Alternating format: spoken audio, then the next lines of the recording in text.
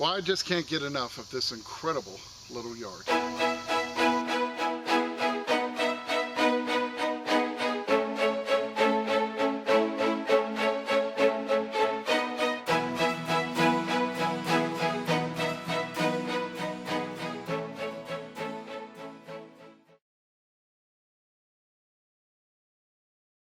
Well, welcome to Finding America. It's really nice to be back and to see you back here as well. Now, I also want to thank you for all your understanding. It was nice for me to get a break last week and to have such wonderful company come for a visit for the past week and a half.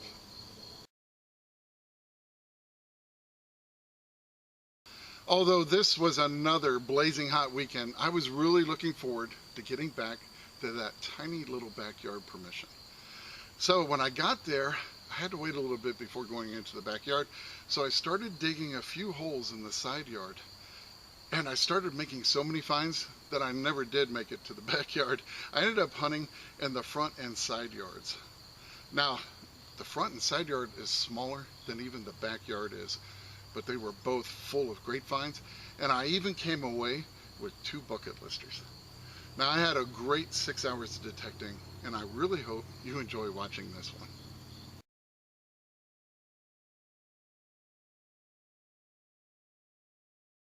Well, I'm back at that awesome little backyard. I have to wait a little while, about a half an hour, because I don't know if you can make it out. There's a little Yorkie over there. She's going to have the run of the backyard for half an hour. And then I get a couple hours of free rein in it. Here she comes. Well, I do have a really nice side yard to work here. This is a really pretty little 50s house. I don't know, it might even be older, but I was just heading up the slope. I was going to try this side yard, and I got a nice signal here. It was in the 70s, and check that out. It looks like an old, possibly an ID bracelet maybe. So I'm going to pull it out. Oh no, it isn't. That's some kind of a clip right there. Okay, so I actually have to try to dig this out a little bit more. Let's see. Well, wow, that's a long chain. I'll tell you what, I'm going to come right back. I just want to get it out without breaking it. And we'll see what the heck this is. Well, it was hung up on a root, but I finally freed it. So it has this on one end, and then this on the other. I don't know if that's something for a pet. It's pretty long. Kind of an interesting piece. So not bad for my first signal. And I'll keep making my way up to that side yard. It looks pretty nice. Well, I tell you, I got very excited when I got back home, cleaned this piece, and realized just what I'd found. This was not dog related at all.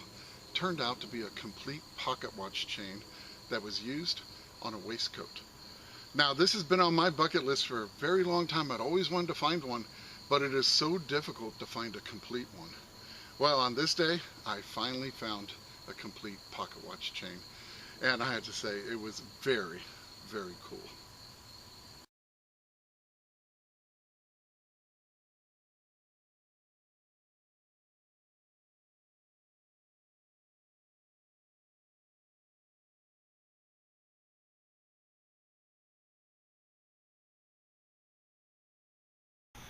Now, this signal was giving me a 40, not very deep, about 3 inches. And it's always cool when you find these in an old residential neighborhood, because it reveals the past before there were automobiles. And that's very cool, half a horseshoe. Always like finding these.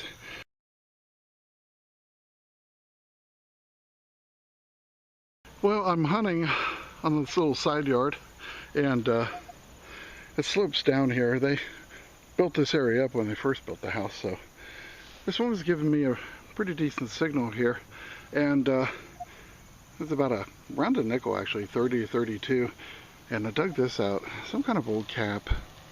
It's got a knurled edge, so I don't think there's anything on it, but I wanted to film it just in case it turned out to be something interesting, and so we'll find out, I guess.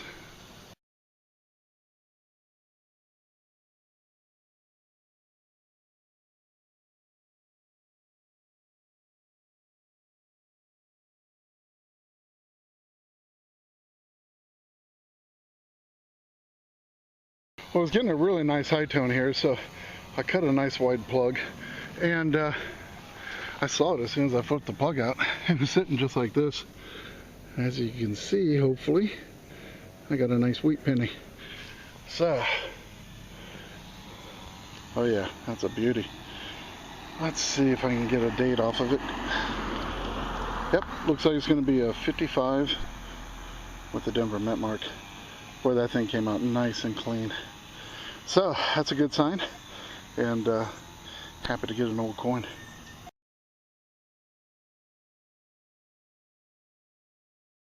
Well, I got a very nice surprise here. Up above the slope here, I just decided to come try this little area in the front yard, and got a 59 to 61 signal.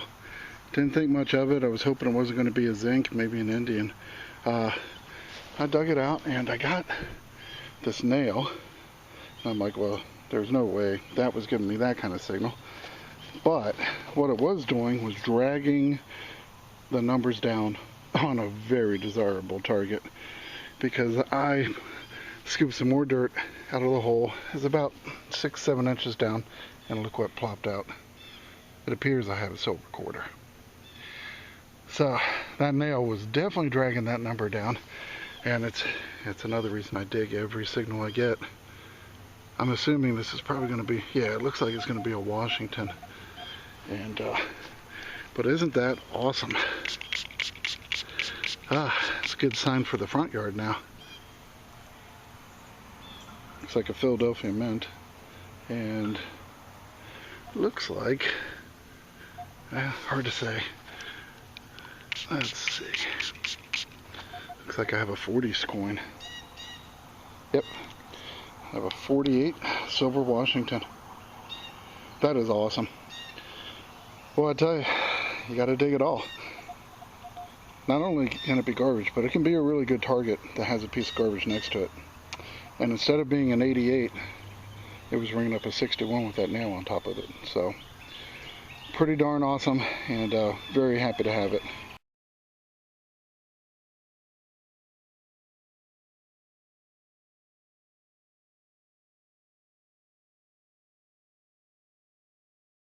Well, I just had to come back to this hole where I got the silver quarter, because there was another nice target down there, as in tone. It was giving me a decent number, and there was something else in there, and I pulled out another nail. So that's 2 nails, but then I pulled this out too. Now I don't know what that is. I thought it was like half of a scissors, but it isn't. I'll have to get it cleaned up, but that definitely would have dragged the numbers down on that silver quarter. So I'll tell you, the 900 is absolutely amazing in the iron. I have been so impressed with it. I can't wait till it gets colder and I get back on some old Civil War colonial sites to give this one a try. But the 900 just kills it. I mean, it zoomed in on this quarter, made me dig it, and maybe have a cool relic too. Who knows? But I'm very, very happy with that.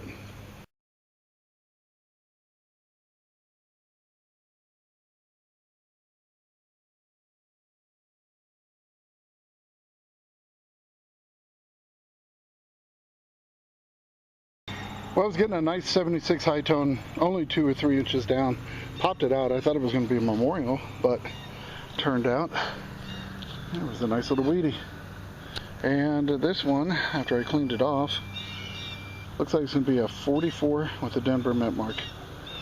So, not too shabby. It was right here, and I dug that silver quarter up here. So, not very far. Well, still working this little front yard / side yard. And I'd say about 2 feet from where I just got that 44 Denver weedy. Got a 76 signal, and the imprint's right there, a couple inches down. Got myself another weedy and another 1944. This one's going to be Philadelphia Mint this time.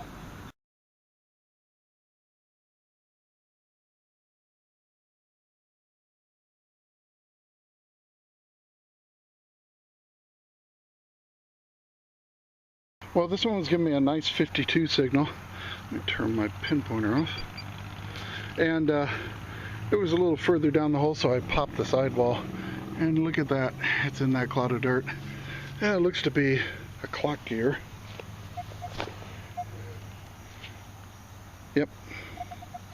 Very nice. So, nice little gear right there, and I tell you, this yard has never been hunted. It is just so enjoyable getting to hunt getting to hunt a yard like this, I should say, and you just never know what's going to pop up next.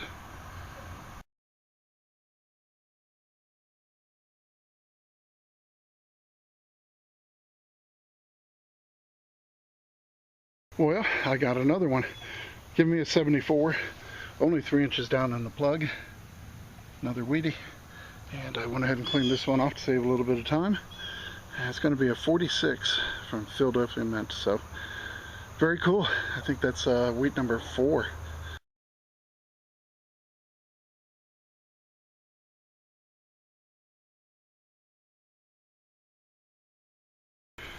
Just on the slope here, and got a 79 to 81. It was like a aluminum clip of some type, but I thought I'd show it to you. It says Saks on it. I don't know if that's Fifth Avenue or what, but just in case it turns out to be something interesting, I thought I would film it. And it's definitely an older piece.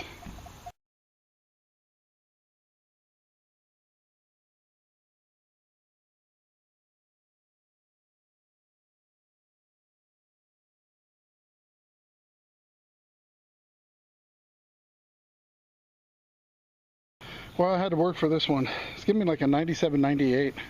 Really sharp high tone. About 9-10 inches down. Finally pulled it out. And it's that.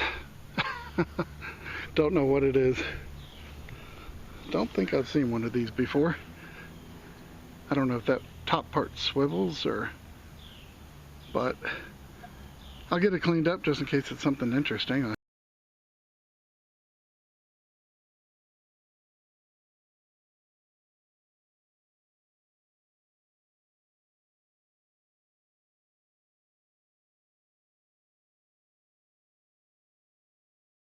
Well, first target along the sidewalk, really nice sign, another weedy. And this one's going to be a 56. And I think that's number 5. So definitely very cool. Well, just working the edge of the sidewalk with that Coiltek 10x5 coil. And right there, weedy number 6. That's pretty awesome. This is going to be a 51, I believe, from the Philadelphia Mint. Well, just thought I'd try the other side of the sidewalk to see if it was just as good, and it is. Got about a 76 here, and popped it out on my drop cloth. Still sitting there. And I could tell it was a wheat. So let's see what year we have. 52 Denver. Whew, number 7.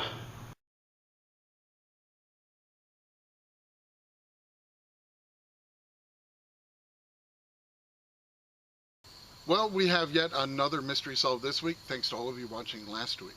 You might recall that awesome dragon themed piece that I found in the last episode. Thanks to Joan Hawkins, who was watching the episode and was the very first to respond in the comments section, I now know that I had found a very big Victorian picture button, a style of button that emerged following the Civil War and lasted through the Victorian era.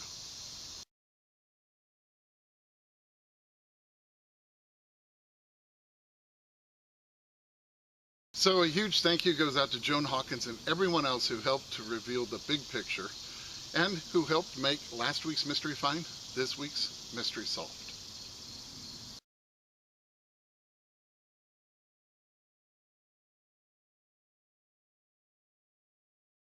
Well, I was getting a banging high 80s high tone here, about 8 inches down. I thought it was going to be like a big cartridge shell from the war, but then I thought buggy brake. Not really sure. It's threaded up here at the top and then closed off on the bottom. So not quite sure what that is, but pretty cool piece of brass.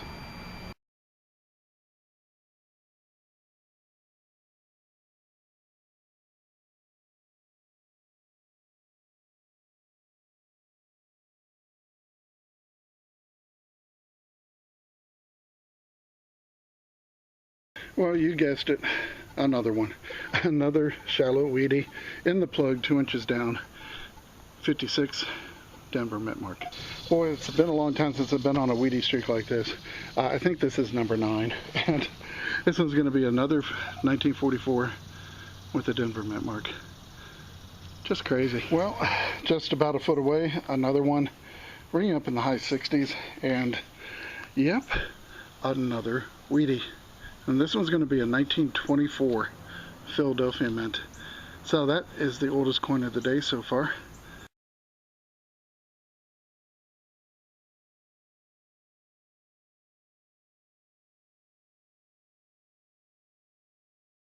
Well, this one was deep, really, really deep. Give me a high 70s, nice tone, about a foot down, maybe more. You can see all the dirt on my drop cloth. I finally got it out, and it's a pretty substantial piece. I'm thinking it might be part to a clock mechanism, but it's very thick, very heavy. Hopefully there'll be something to see once I get it cleaned up, but nice find, and really nice recovery with the 10x5 coil and the 900. Yeah, it definitely went deep for that one.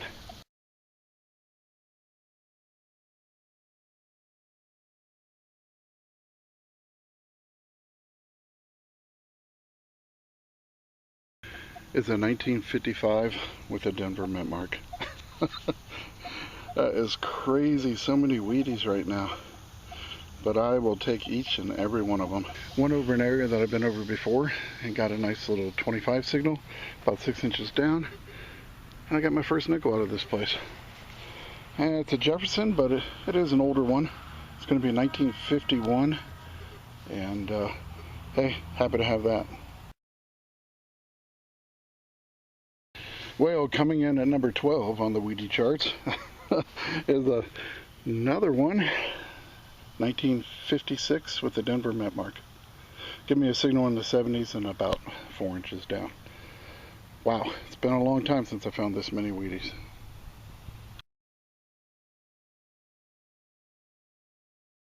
Well, I might have something very cool in this hole. Pretty scratchy signal, a lot of iron over here. But I was getting a bit of a high tone. So I'm like, well, let's go for it. So I cut the plug, and I saw it right away. This is how I saw it. I just grabbed the camera, check that out. I have no idea what's going on there, but it's big and round, it looks like. So, ooh, you gotta love these moments. Get this piece of grass out of your way. Ah, the reveal. It's pretty heavy. What the heck? Do you see that? Oh, look at that. Look at all the halo dirt. Oh, what in the world do I have? It's heavy. I don't think it's a token. Maybe a foreign coin. Holy cow, will you look at this thing. What is going on here? Whew. It says something Tennessee on it. Might be some kind of commemorative or the chapter number. Ooh, maybe a fraternal organization. Wow, look at that. Hold on just a second. Give it a little wipe on my gloves.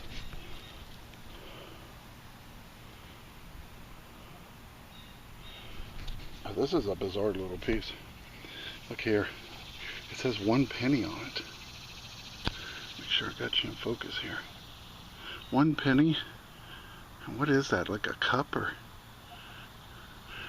Wow, this thing is wild. Holy cow, what a cool thing. Oh, it's very heavy too. Let me get it cleaned up a little bit more and get the sweat out of my eyes and try to figure out what this is. I'll be right back. Wow. Well, check this out. It is some kind of fraternal organization or professional organization. It says Newport chapter number 160 and the initials RAM. And it says organized, I think it says October 13th, 1903. Isn't that awesome? And on this side, it says 1 penny. And some kind of a shield in the center with initials. I'm sure you can make those out. I'll have to look those up. And a gavel and something else on the other side. Oh, that thing is awesome. Very, very cool. Wow, I've never seen that before, and I'm definitely happy to have a local East Tennessee piece of history. Whew, amazing. Only about 2-3 inches down. Shows you how much iron is in this ground, that it would be scratchy, because this is definitely a nice base metal.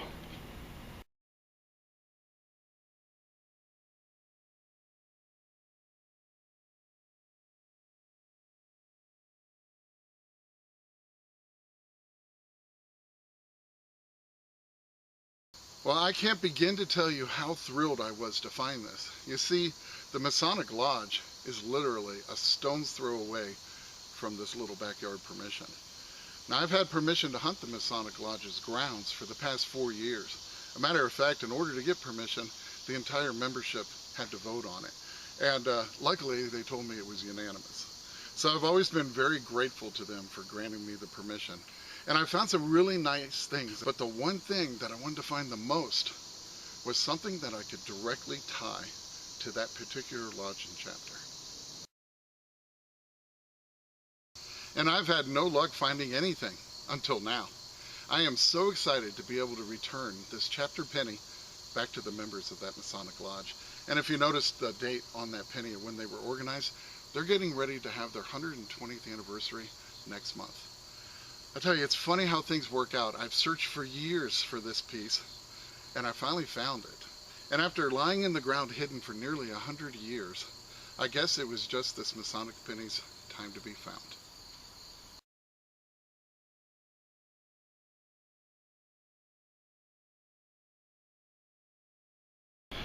And coming into the 70s, looks like lucky number 13. I've got a, let's see, 46 Philadelphia Wheatie. This whole front yard is loaded with Wheaties. Amazing. And there's number 14, a 51 from the Denver Mint, and came right out of this plug. You can see the halo, the imprint. Oh, that's just crazy.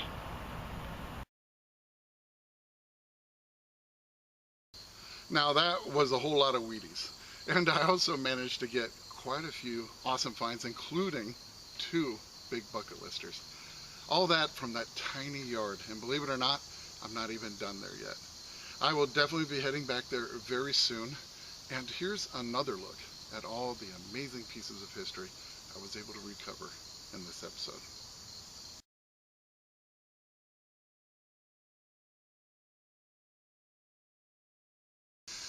Well, this hunt turned out to be a very special one for me, as I finally found that Masonic piece to return to the lodge. And I really hope you enjoyed watching this episode. And if you did, I'd really appreciate it if you just gave a quick tap of the finger on that subscribe button, and I hope you come back for more.